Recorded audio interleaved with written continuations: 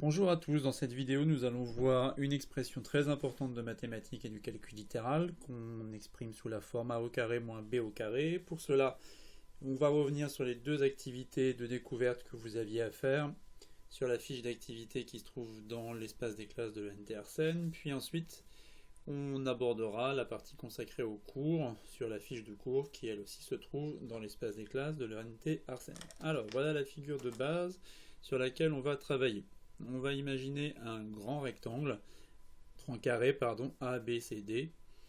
Et dans le cas de l'activité 1, on va le faire avec un carré particulier d'une longueur de 6 cm de côté, que l'on va évider d'un autre carré, AEFG, cette fois-ci de 4 cm de côté. Donc, ici, cette longueur DC est égale à 6 cm.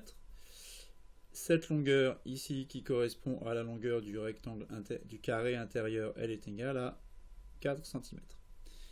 Alors un petit calcul rapide va nous permettre de voir que cette petite longueur ici serait égale à 2 cm. Voilà pour les données de base. Et on va voir qu'on a deux façons, deux logiques pour calculer l'aire de la partie hachurée, c'est-à-dire l'aire de la partie constituée par uniquement ce qui serait visible si j'enlevais le carré ici, le petit carré du grand carré initial. Alors la première méthode, c'est celle qui va consister à prendre l'aire totale et à enlever l'aire du petit carré. Donc l'aire hachurée, elle serait constituée de l'aire du carré A, B, C, D, auquel je retire l'aire du petit carré A, E, F, G. L'aire d'un carré, c'est côté fois côté, côté au carré, donc l'aire de la partie hachurée serait égale à l'aire du carré ABCD, c'est-à-dire 6 au carré, moins l'aire du petit carré intérieur qui fait 4 cm de côté, donc moins 4 au carré. Et puis là, un calcul rapide, 6 au carré, 36, moins 4 au carré, 16. Et donc, on obtient ici une aire de 20 cm² pour cette partie hachurée ici. L'autre logique va consister à imaginer un découpage de la partie hachurée pour reformer un rectangle. C'est donc la deuxième partie que j'ai déjà entamée pour vous. J'ai imaginé que je venais couper ici la partie hachurée pour former un premier rectangle, puis un deuxième rectangle. Alors maintenant, quelles sont les caractéristiques de ces deux rectangles? Si je m'intéresse au rectangle 1, ici, premier rectangle, le grand rectangle qui se trouve là. Eh bien, ce grand rectangle, il a un côté ici qui vaut 2 cm, et puis une grande longueur ici, qui correspond à cette longueur-là, qui fait 6 cm. Et puis le deuxième rectangle, ici, il a lui aussi un côté de 2 cm, et puis ce côté-là, qui était obtenu en faisant 6 moins 2, ici, qui va donner 4 cm. Et j'imagine que je vais venir recoller ce rectangle-là au bout du premier, puisqu'ils ont une longueur en commun qui vaut 2 cm ici, et je vais avoir 4 cm là. Voilà donc la forme totale de mon nouveau rectangle. C'est un rectangle de 2 cm sur 6 plus 4, ici 10 cm au total. Alors les dimensions de ce rectangle sont les suivantes.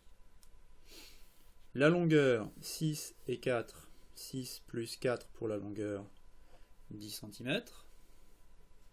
Et puis la largeur, eh bien c'est une largeur qui a été obtenue en faisant la longueur du carré moins du grand carré moins la longueur du petit carré, c'est-à-dire 6 moins 4, c'est-à-dire 2 cm ici. Maintenant, on va calculer l'aire de ce rectangle. L'aire d'un rectangle, on connaît aussi la formule, c'est longueur multipliée par largeur. Donc, si je reprends les formules que j'avais obtenues au-dessus, c'est ici 6 plus 4 multiplié par 6 moins 4. Autrement dit, 10 multiplié par 2 égale 20. Et là, on est content puisqu'on retrouve la valeur obtenue précédemment. Donc évidemment, l'aire de la partie hachurée et l'aire du rectangle qu'on a reconstruit, ces deux aires sont égales.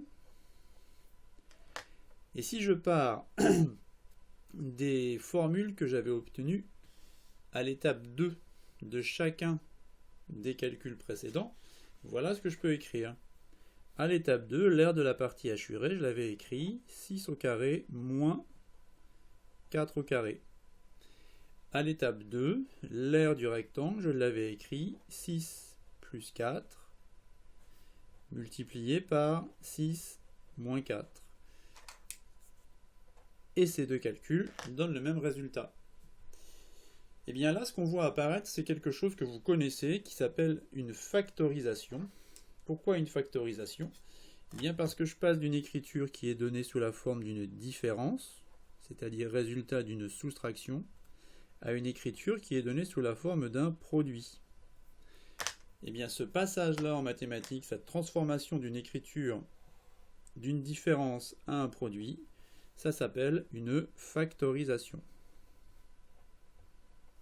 Et alors là, il va falloir que vous commenciez à voir la structure de cette factorisation, parce que elle n'est pas très compliquée à comprendre, mais il va falloir que vous reconnaissiez les différents chiffres, les différents nombres, où ils se placent et comment ils s'organisent. Déjà ici, dans cette factorisation très particulière, on a 1 carré moins 1 carré. Et dans la formule du produit qu'on va trouver en face, il y a une sorte de symétrie, excepté le fait que dans la première parenthèse, j'ai un plus, et dans la deuxième, j'ai un moins. Mais sinon, c'est le premier nombre plus le deuxième, multiplié par le premier nombre, moins le deuxième. Donc là, on vient de voir une factorisation sur un exemple. On vient de le faire sur le cas particulier d'un carré de 6 cm de côté et vidé d'un carré de 4 cm de côté. Et on va essayer de généraliser ça maintenant avec une formule de calcul littérale. Alors la logique est exactement la même, mais cette fois-ci on va travailler non plus avec des longueurs précises, mais avec des lettres. Donc voilà la situation qui vous est proposée. On a un grand carré ici de côté A, évidé d'un petit carré de côté B, et puis on va essayer de reformer un rectangle. Donc là j'ai remis en rouge ce rectangle-là qu'on a fait glisser ici, et ce rectangle qu'on a été positionné au bout. Et maintenant on va voir comment on peut retrouver la formule de tout à l'heure et donner une conclusion quant à la factorisation qui vous est proposée. Alors déjà on va essayer de trouver les dimensions de qui se trouve tout autour de ce carré-là. Si toute cette longueur-là fait A et qu'on a une longueur de B ici, ça veut dire que la petite longueur reste ici, elle est égale à A moins B. Ensuite, cette longueur-là ici, eh bien on va pouvoir la retrouver exactement de la même façon, puisque ça on sait que c'est la longueur du petit carré. Autrement dit, c'est B. Et si j'ai une longueur de B ici, comme la longueur du grand carré elle est égale à A, eh bien ici je me retrouve avec une longueur de A moins B. Maintenant ça va me permettre de reporter ça sur ma nouvelle construction.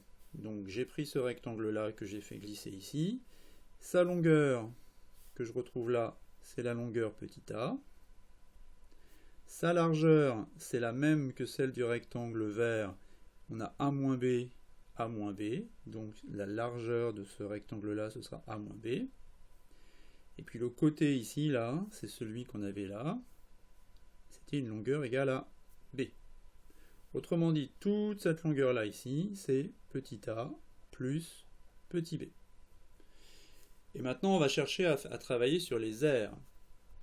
Donc l'aire de la partie assurée dans cette configuration là, comme dans l'autre situation avec un carré de 6 évidé d'un carré de 4, c'est l'aire du grand carré de côté A, autrement dit A au carré, moins l'aire du petit carré de côté B, B au carré. Donc l'aire de la partie assurée dans ce cas-là, c'est A au carré moins B au carré. Maintenant l'aire du rectangle ici qu'on a reformé, c'est la longueur qu'on a constituée de A et de B, donc A plus B, multiplié par la largeur qu'on a obtenue en faisant petit a moins petit b. Donc on retrouve exactement la même structure, et cette formule que vous devrez apprendre, qui est la factorisation d'une identité remarquable, qui s'écrit a au carré moins b au carré est égal à a plus b, facteur de a moins b. Donc voilà pour la petite démonstration de ce travail-là, qu'on va maintenant essayer de voir sur des exemples, sur du cours, pour généraliser tout ça.